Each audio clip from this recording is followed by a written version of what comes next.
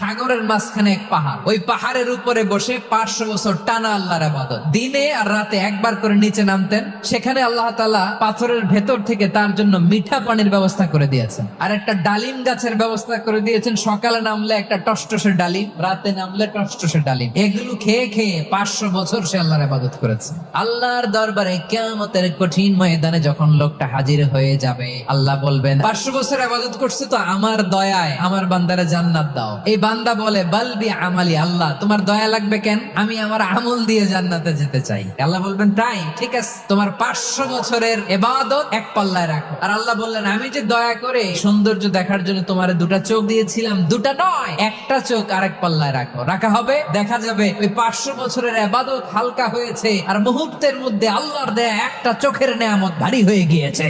ফলাফল দেখো, হিসাব বলে তুমি এখন জাহান্নামে যাবা, যাও এবার জাহান্নামে যাও। এবার লোকটা কাচুমাচু করে বলে আল্লাহ এবার আমি বুঝতে পেরেছি তোমার দয়া ছাড়া দুনিয়ায় কেউ জান্নাতে যেতে পারবে না।